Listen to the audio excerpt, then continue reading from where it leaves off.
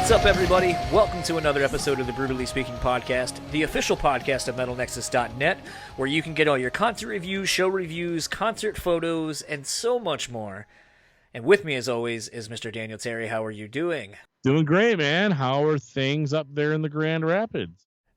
I have been slaving away. I have taken a bit of time off from doing some podcasts since we have so many, and have been focusing on work, which I basically did the exact same thing I do with podcasts, which is I just overextend myself. So I'm just, working from about 7 a.m. to about, 10 p.m. and finding time to eat and have a home life, sort of. I hear you, brother. 100%. This episode's guest, though, speaking of just tirelessly working, is Chris Roetter, the vocalist for Like Moths To Flames. This was an interesting one. We were supposed to do this in person when they were the opening support band for The Plot and You, and just didn't pan out logistically, and so we ended up doing a phoner a couple of days later, and it was really interesting because Chris is actually one of those people, like, even though it was only like a 20-25 minute conversation or so, it went down some really interesting things based on me having looked at his Twitter feed, where he basically put out the set list and a bunch of people were bitching about, like, oh, you're not playing this song, or why aren't you playing this song? And he's just like, look, like, we're not playing songs off that record because over half the band wasn't even around on that fucking, on that record.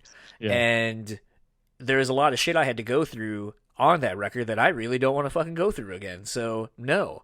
And, it was kind of interesting sort of talking firsthand with someone who's kind of about fans' expectations versus the reality of being the person in the band and what you owe people and stuff like that. And it was, I don't know, it just kind of went down some interesting rabbit holes that I wasn't really expecting it to go down, but I'm really glad it did because I think it's a really honest and eye-opening look at what being in a band is like at times, where everyone just assumes it's all great and all that kind of stuff, but there is kind of the pressures of fans' expectations of what they assume that they should get from you, even though they have no.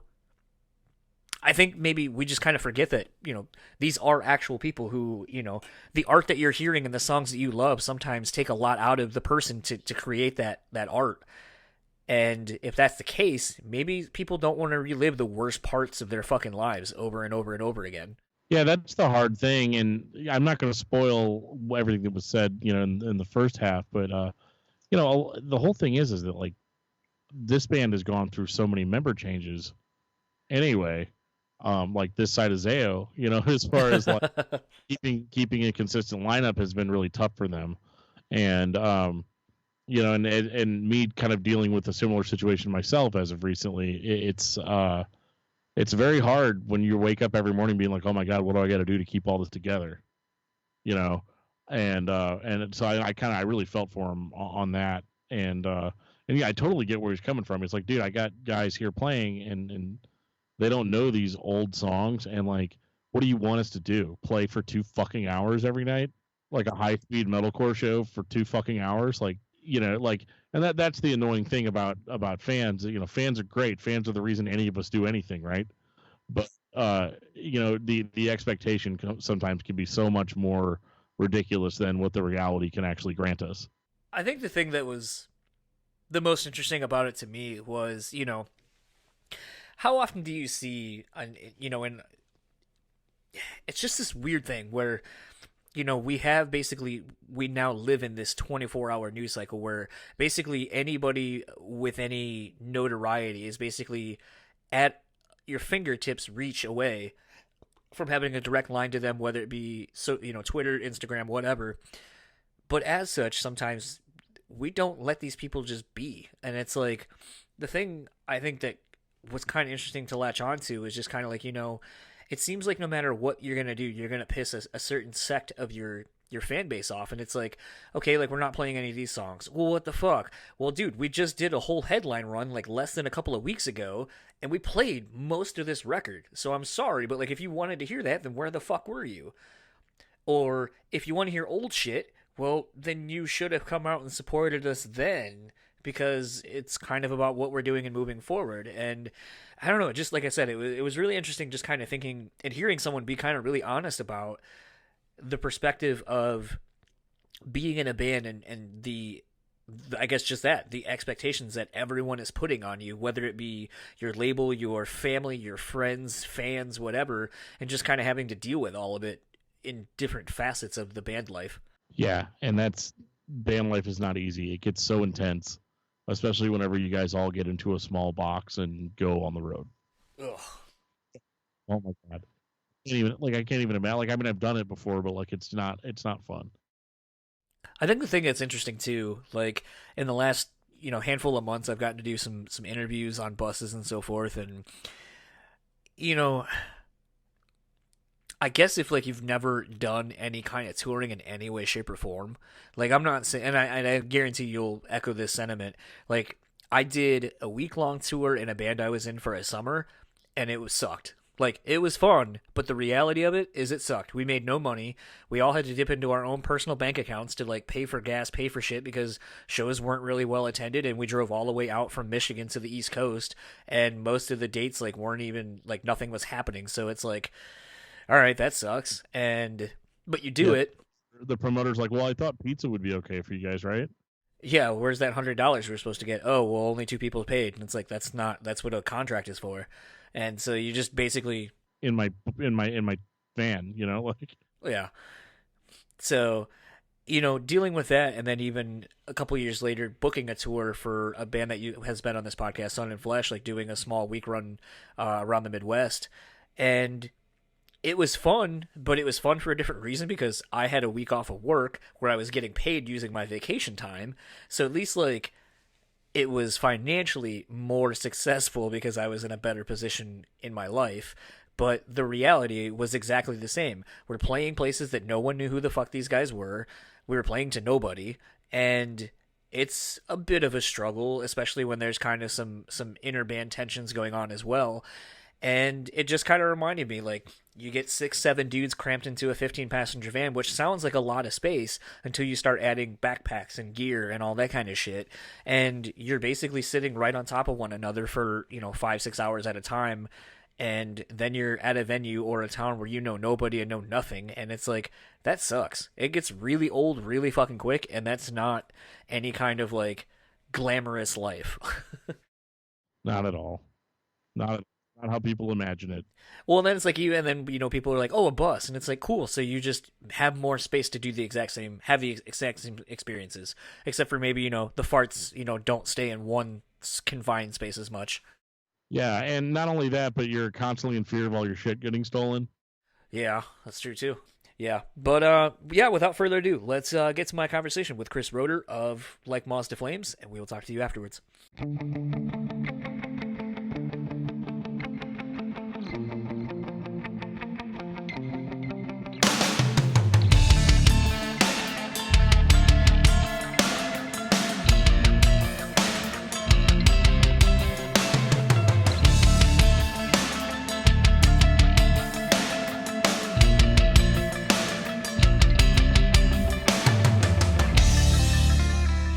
So I had the pleasure this early afternoon of talking with Chris Roetter, vocalist for Like Moths To Flames, whose latest album, Dark Divine, is out now via Rise Records. They are continuing their tour with The Plot and You at a stop in Pittsburgh, Pennsylvania. The internet is to be believed. How are you doing today? Not too bad, man.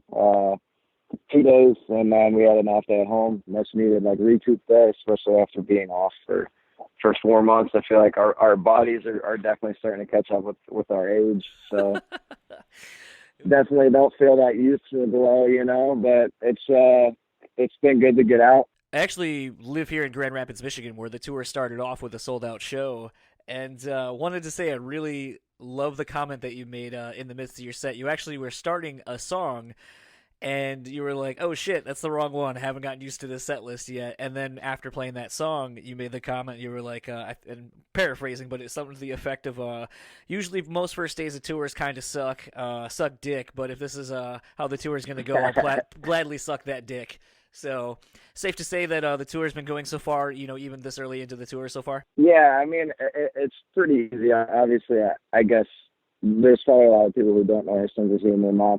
We're pretty sarcastic dudes, so it's pretty easy to be self-deprecating when it's when the time is right, I guess. But most times you'll start a tour, you'll get out there, guitar player's got their cables broken, my mic cable doesn't work, my in-ears don't work, our bass pedals are broken, something's wrong with the drums, like kind of like that never-ending, like Pandora's box feel. But luckily, I think for everybody, this was like the first, we've been touring for almost 10 years, and this was the first time we've started a tour, and it's been like, wow, okay, that was sick for everybody. And I think given that, like, we just went through a member change. Like our full-time drummer just stepped down to pursue like other ventures with business. So we have a fill-in who came in, and he's just been absolutely smashing it. So you can imagine our worry on the backside of things being like, oh my God, this could be a disaster, and we got the exact opposite of that. So yeah, it was it's kind of interesting. Like in the last like handful of in-person interviews, because I did one with Landon that day. In spite of all that, you know, that show made me feel really old. I'm about ready to turn 35 here in a couple of months, and people were buying drinks and having a good time. And I kept looking around, and I was like, "Are you old? Are half of you old enough to even be drinking at this point and shit like that?" And you know, I know from being as old as I am, I know obviously you've been in some of the Amorosa bands that have been around for a while. And so it was just kind of interesting to look around and be like, wow, like I know you guys as Like Moths To Flames have been around for a bit and have had quite a bit of success, even doing that headlining run you did with Phineas and so forth. And it was just one of those things that, like, looking around, I was like, a lot of people, and even on this podcast, have kind of made comments that, like, rock and heavier music is kind of dying out and so forth. And it was just kind of really great to see a room full of people, sold out room full of people, and even just kind of thinking, back when I was in my late teens, early 20s, that's kind of what every show I would go to looked like. So I don't necessarily know that I agree with everyone when they say that, and I think going into a room like that and seeing people having fun, interacting with each other, making new friends and so forth, it just kind of was a small reminder of what heavier music kind of can be, and what going to see a live experience like that is all about. I kind of agree with you in the sense of just like, I think maybe I like to stay a little more naive to it and not really acknowledge the fact that, like, maybe something that I've invested over half my life into isn't like a dying thing. So I think the thing that's really cool about Us and Plot is our band wouldn't exist without Landon. Our bands have kind of grown equal to each other throughout the course of their career, whether, I feel like we were always releasing records within like 8 months of each other, always kind of like gassing the other one up, trying to make sure that, like, they're our best friends as far as like a band goes. Bands have that vibe, and that's what it is for us. So I feel like bands, not even bands, but like the general showgoer who's coming out to these shows knows the history of the band, knows that neither one of our bands is going to be like some like egotistical maniac. Like, we're all pretty down to earth. We know exactly what, like, I guess what we're getting into. We know that we shouldn't be playing 1,500 cap rooms when we could pack out a 300 or 400 cap room and provide a very intimate show. And I feel like the fact that Us and Plot are two very easy and down to earth bands definitely makes it so it's easier for like the general showgoer to see that. But then even going back to like the Oceans and Phineas tour that we did back in December, it's like I feel like there's kind of like a resurgence. People are understanding that music is a very good form of release for people. So it's like, if you're having a shitty week Monday to Thursday, and you've got a show Friday, it's like, fuck it, I'll muster through the mundaneness of my week to get to Friday to like let loose and hang out. And I feel like, at least for us, that's something that we like to keep intact, with like the sense of humor on stage. It's not all like, here's our lights, here's our sound, this is our show. It's like, no, we're just dudes that enjoy playing music, that just want to have fun and provide a good experience for people. So I think definitely easier said than done with, getting people out to shows and stuff like that. But I think in Plot and my like Moth's favor, we came out in a very oversaturated time, and I think we've sustained through that time to the point where now we kind of have solidified fan bases, and it makes it easier when a lot of those fans are crossover fans, to where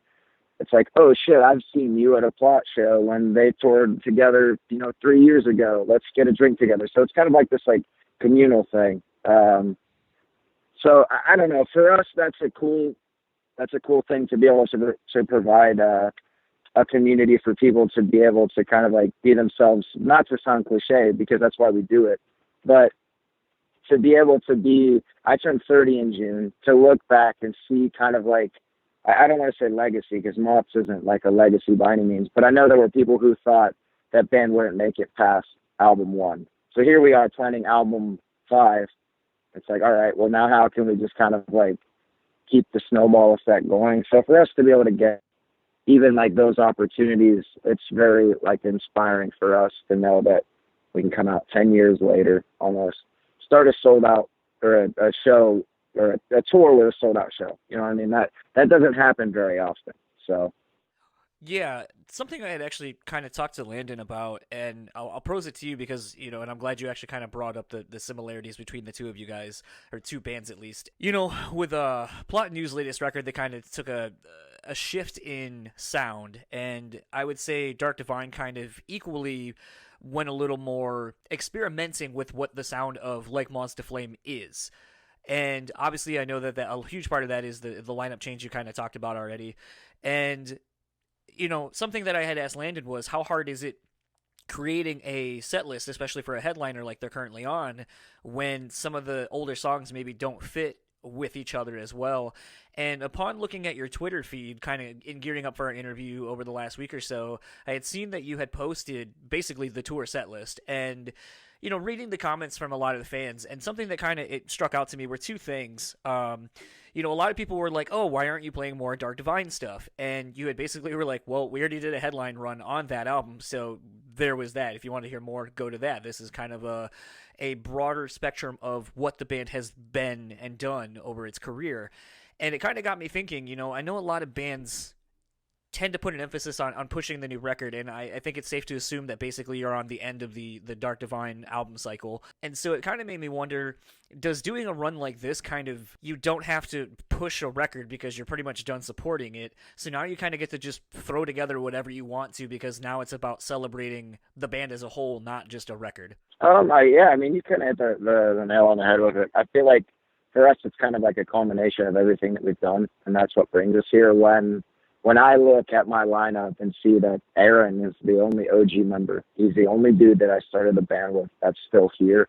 It's like, in the past it was like, I don't want to play any old stuff because we're bringing in new people. But now it's like we're bringing in people who enjoyed the band throughout the time of the band. They're not like, crazed fans. They're just friends that we've known for a long time. They've grown up in our scene and, like peer bands and stuff like that. So it's like a weird thing playing what you're expected to play versus what you want to play as an artist. And I feel like for us, this is the first time where, we're playing a song called My Own Personal Hell, a song called Feast or Crows, both from the second album, but they're both songs that we've never really played before, but they're personal favorites of ours. I think it's one of those things where we owed it to our fans to provide them like an experience outside of what would be expected. Do we want to play the solid songs on Dark Divine that maybe explore different elements?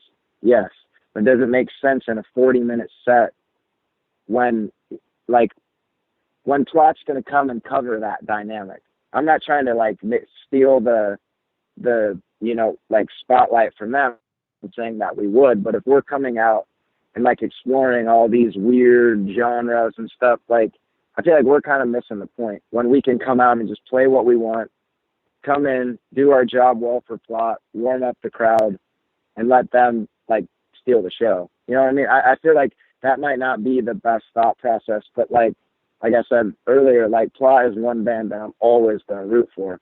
So if that means us maybe moving some stuff around so that we like versus what you would expect, I don't know if that's weird or if it's selfish for us, but I would much rather somebody come out and be like, wow, I'd not heard that song, and you guys you looked like you were having a ton of fun.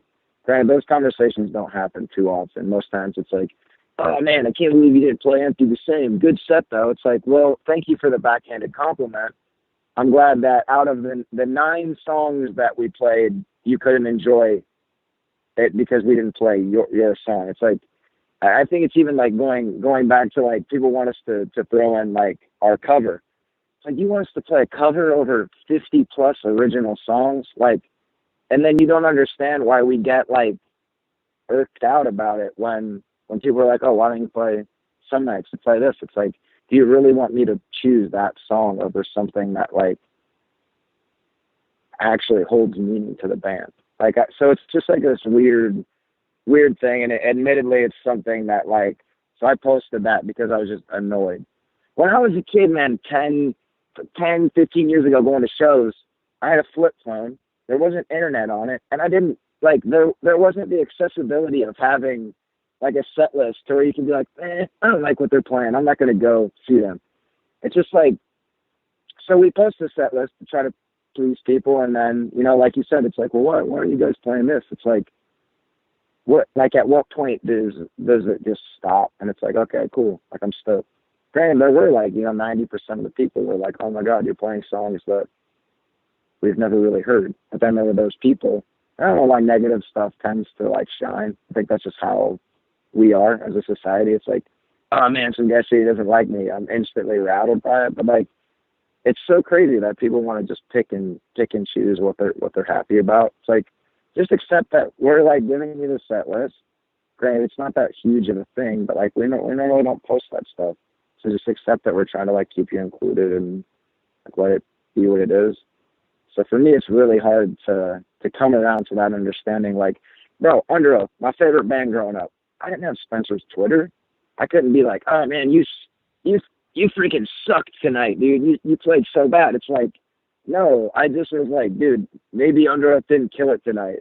I'm gonna go see them next time they come around. It's just like, there's a lot of ways you could go about doing things that get your point across that aren't like defeating to the person that you're, you know, like speaking to. So I think people tend to forget that. I think it's funny because like one of my favorite bands is Every Time I Die, and if you've ever seen that band live, there's no words needed as to why that is.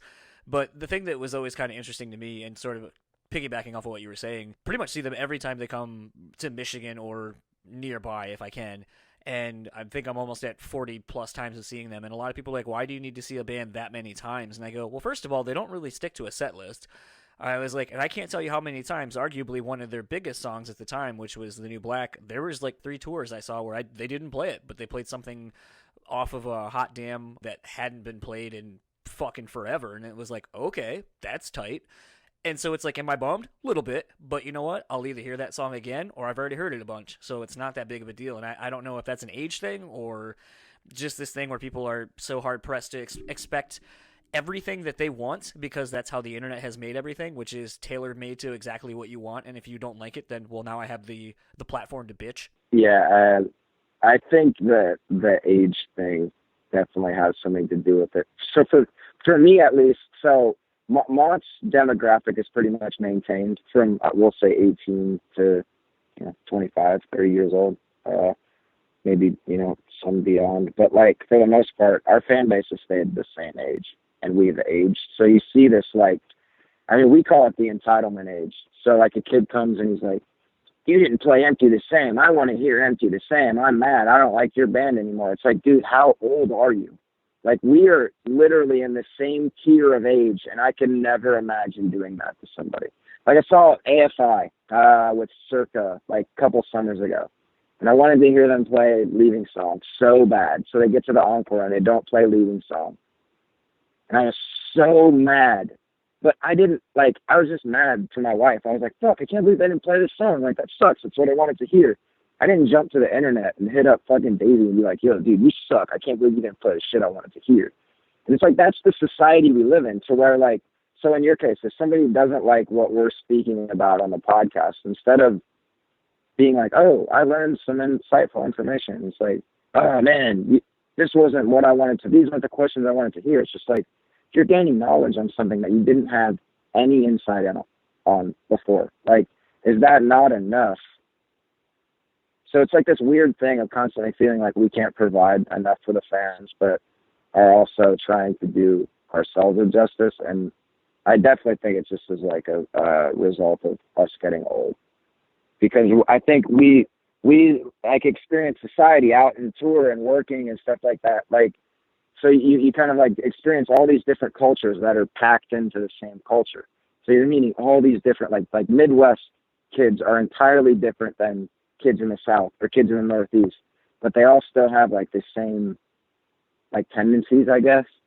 So it's like you really can't escape it. So for us, it's just trying to how to be proactive about, you know, if people are mad about, you know, so we'll get people being like, hey, you guys have played the same songs forever. So our thought process is like, okay, well, let's learn a couple new songs that we haven't played. So we learn a couple new songs that we haven't played, and it's like, well, why aren't you playing the songs that you just played on the headliner? Well, we're playing the same cities that we just played on the headliner in December 4 months ago. It's like, are the people that are, like, I feel like people oftentimes don't even ask or think about what they're asking. They just ask so they can be like, oh, I got a response from somebody. Cool. Like, it's definitely weird. Music is in a weird spot right now for sure. But I don't know if that's kind of, you know, goes linear with what you're saying, if it's just because I'm getting old and times are constantly changing, you know, so.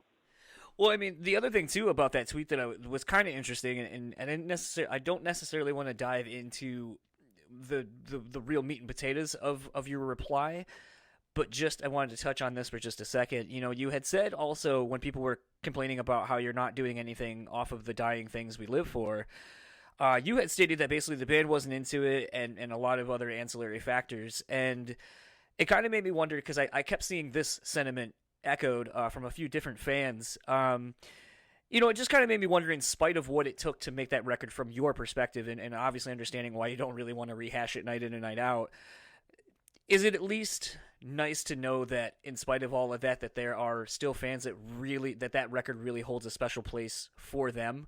I think so, especially given the stance that I said with the record. Like, and it's like, it's one of those things that's hard, is like, I never expect anybody to know my personal circumstances because I'm not vocal about them. But it's like, it just got to the point where so many people are prying.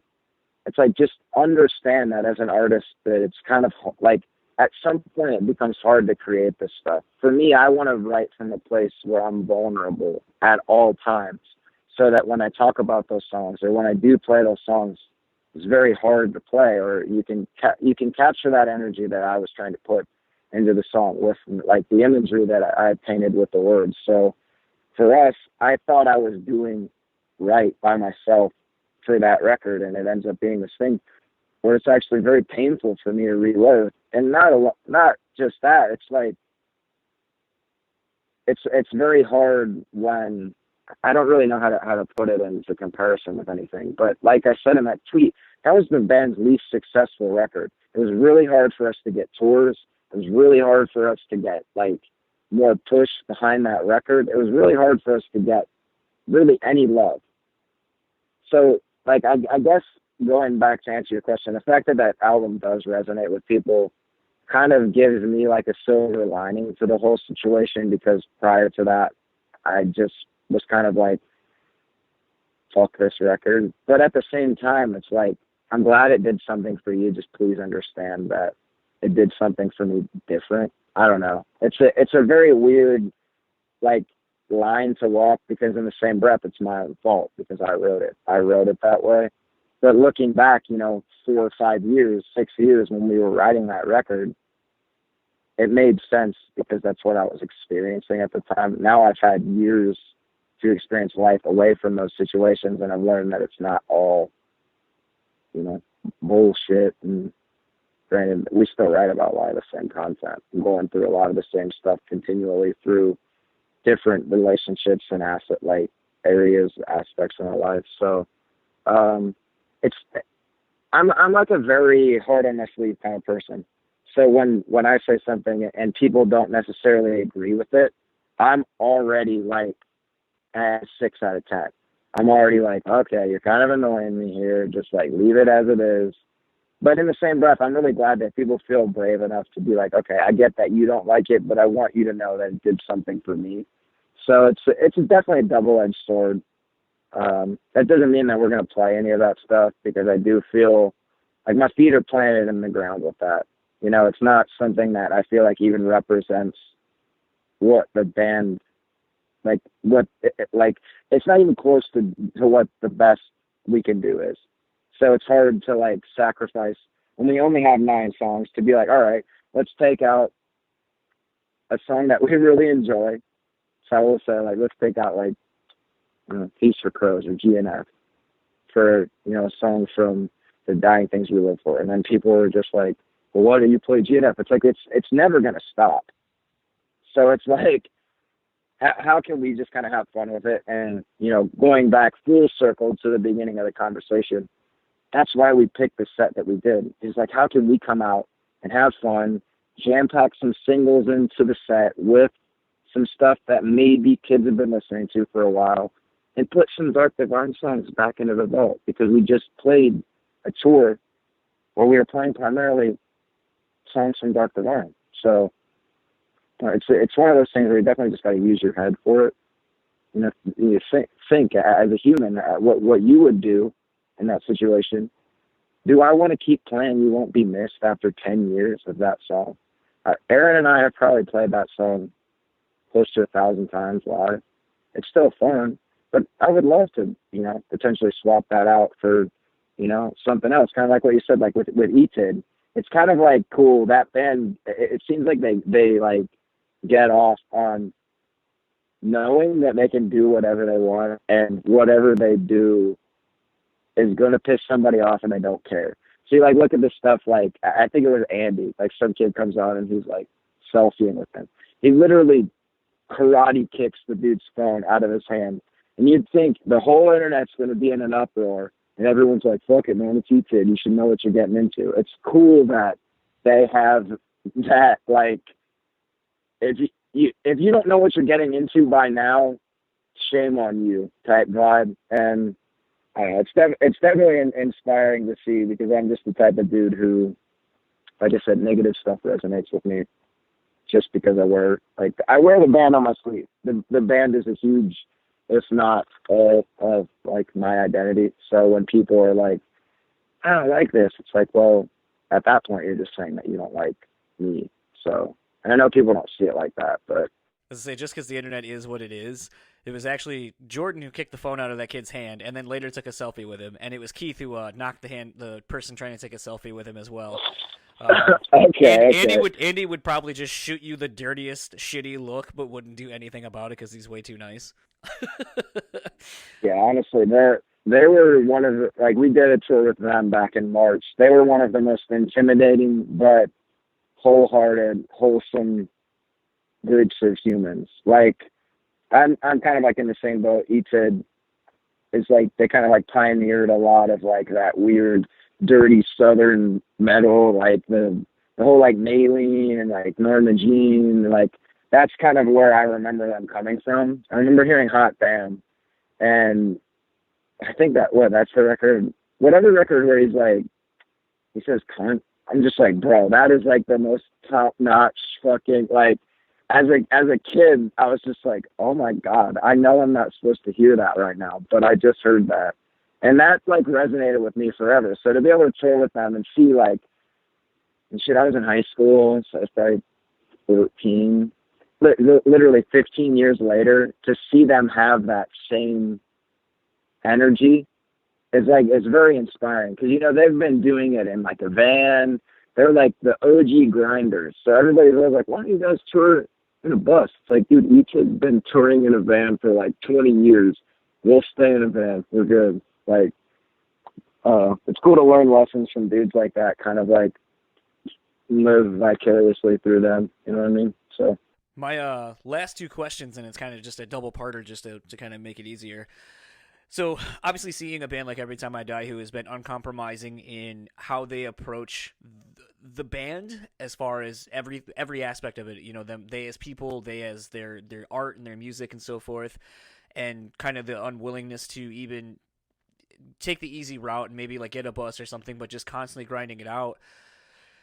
Do you envision plotting you being around, you know, maybe another 10 years from now and kind of being that band for other people, where you're kind of the inspiration, and maybe people who are seeing you at 14, 15 years old maybe getting to open for you or do a tour with you, down the road and being like, man, you guys were the ones that kind of instilled in me that I want to do this and kind of do it in such an uncompromising way. And the flip side of that, since this record cycle or tour cycle is basically coming to an end for Dark Divine, what do you have coming up for presumably the next record?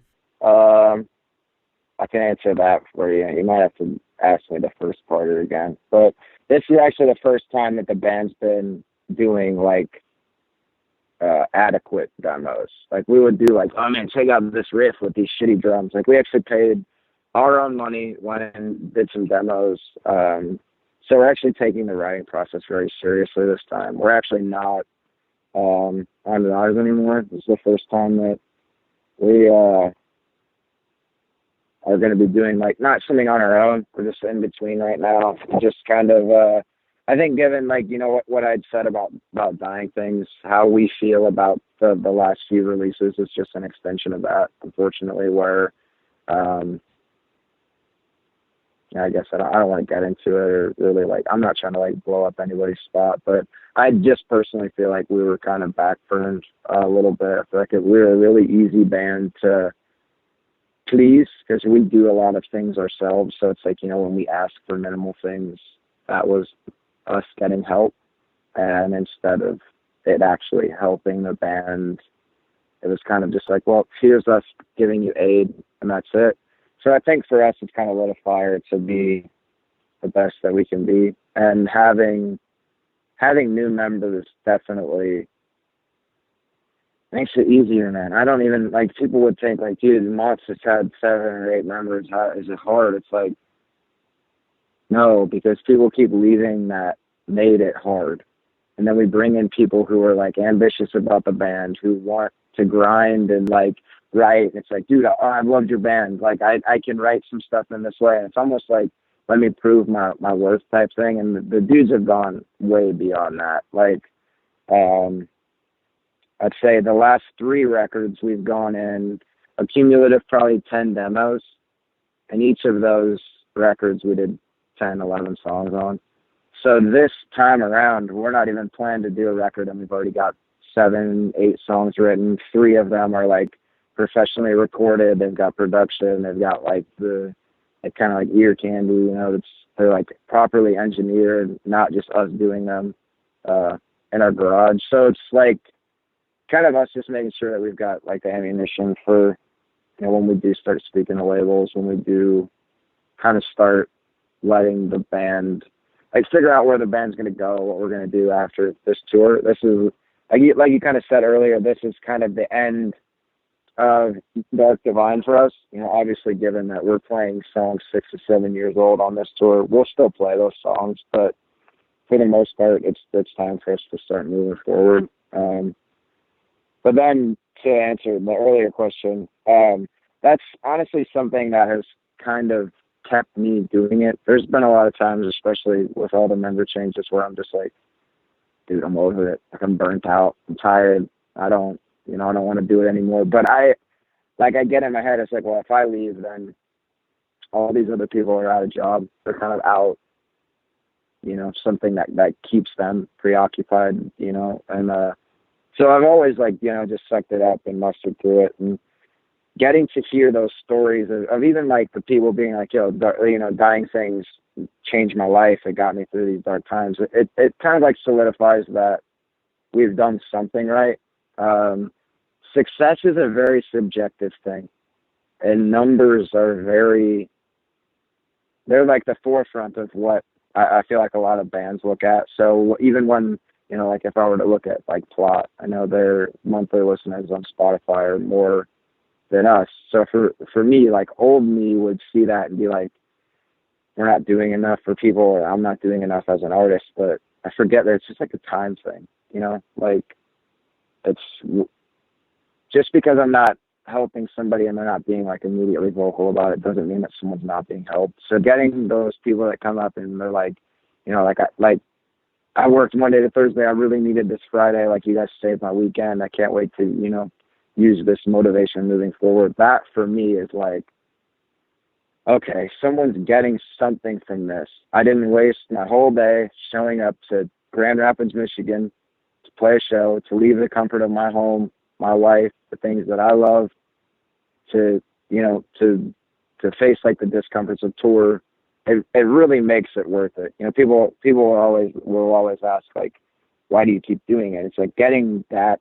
That's why I do the merch. That's why we do things very like close knit to the band themselves, because I feel like having accessibility of an artist to just the general music listener or music fan, or just somebody who's even at a show and they've never seen your band, it's like, holy cow, I just watched you on stage and you're here selling me a t-shirt. That's cool.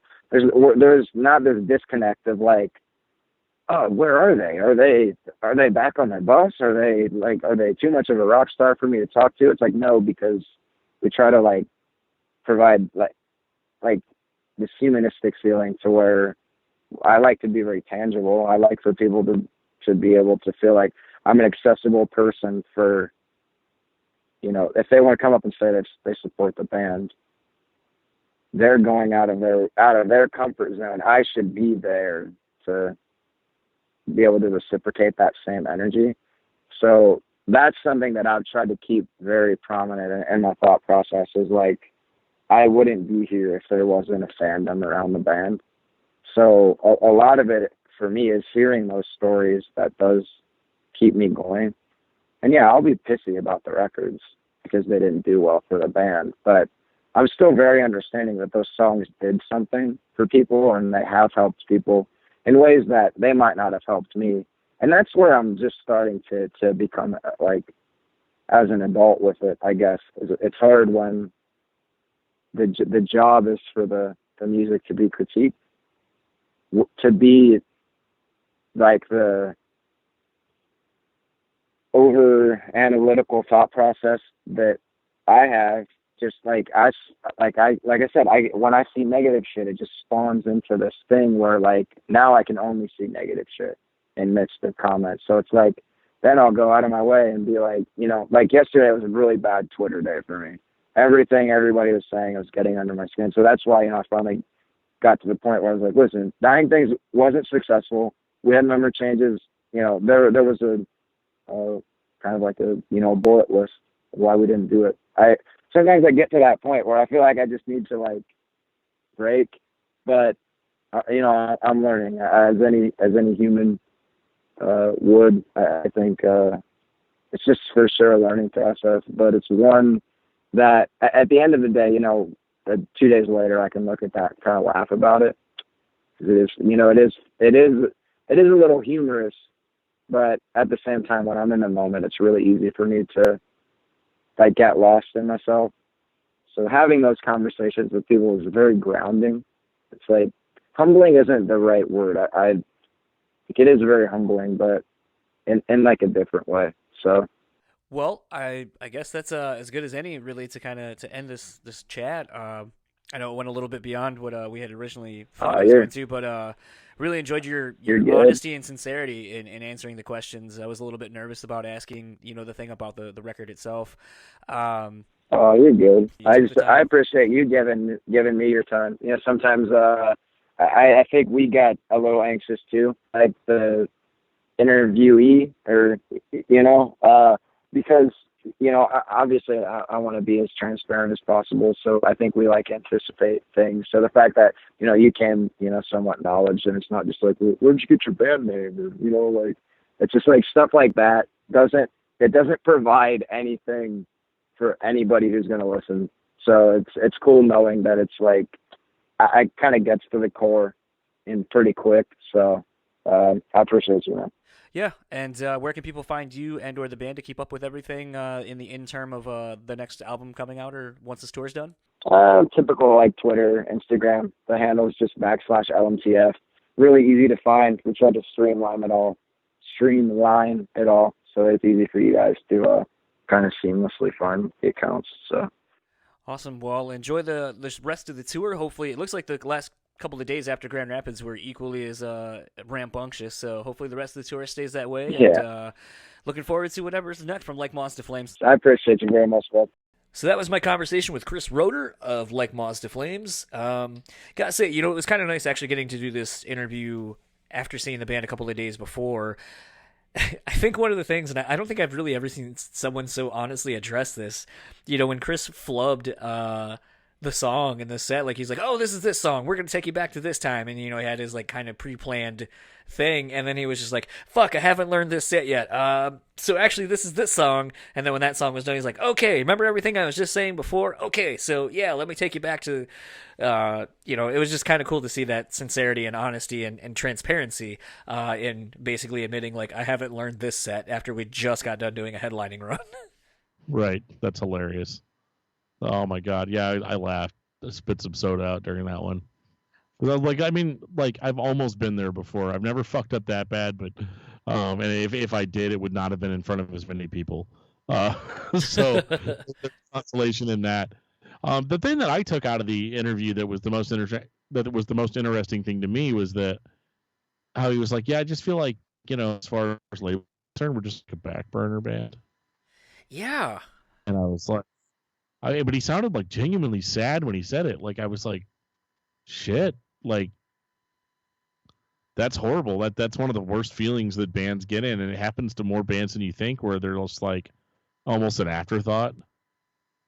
We're like, oh shit, yeah, I guess we need to like get you guys on a tour or something, or oh, your album just dropped, I guess we should put some promotion into that. It's like, oh fuck, wow, like, and that was very heartbreaking to hear, and just how sad he said it. He was just like, yeah, we're just kind of like a back burner band. And I was like, oh my god, and it's like, but it was almost like Eeyore from Winnie the Pooh, kind of like, but that's my lot in life. Yeah, afterwards, and I was like, oh man, like, that sucks. Well, I mean, I guess how could you not feel like that if that is the way that you've been treated time and time again? And I think that was kind of the interesting part about him admitting that, they didn't re-sign to the label, is the fact that, it's one of those, you see a lot of bands, like, there's a lot of misconception about a band getting dropped or why they leave a label. There might be labels like Victory Records or whatever that have a history of having issues with bands as far as financials and contracts and so forth and whatever. And there's a lot to the music industry, and that's kind of why I like talking about, and asking the same questions to everybody, because everybody can have a completely different experience, and they're all right because it's that person's experience. If you were to ask someone from a Day to Remember, what their experience is like, being on a label, I'm sure after settling that lawsuit and all that kind of stuff, you'd probably get a lot from them that you may not get from somebody else. Or, you hear someone like Chris talk about how it's really tough being a back burner band, and, you do this well, and people assume that the other bands that they are counting on to do better don't pan out, but yet here they still are. And then it's like, well, haven't we proven time and time again that we're fucking worth your time and effort? And, I think the interesting thing is, and something we've kind of talked about for a while, I mean, we've talked about the EPs versus full lengths quite a bit, and we'll continue to do so because I think it's an interesting topic to really go down, especially with Dan and I both being like vinyl collectors and so forth. Like, there's a lot of interesting things at stake depending on how things shift. With that being said, it also is interesting that we're kind of in a day and age now where it seems like a lot of bands can kind of do what they want. Like, look at Protest the Hero is a great example. They did a Patreon thing for a while where if you wanted the new music they were putting out, you had to sign up for that, and that was the only way to get it. Yep.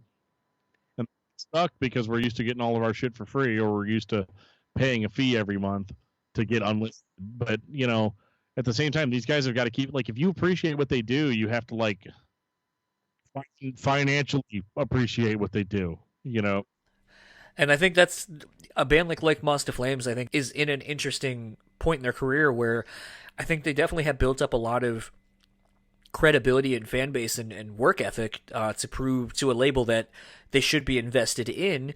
However, it might also be a thing where maybe this is where the band kind of knows more of what they should do and how to do it, and kind of directly tap into their fan base and give them what they want.